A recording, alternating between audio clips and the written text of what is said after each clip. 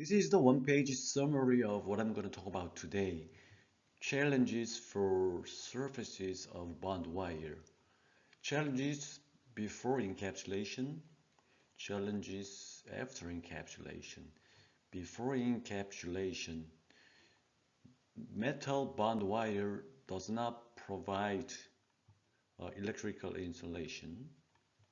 Metal wires do not provide a corrosion passivation.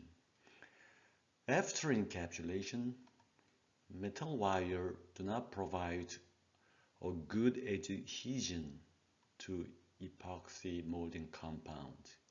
On the other hand, aluminum oxide coating can provide electrical insulation, corrosion passivation, and good adhesion to EMC.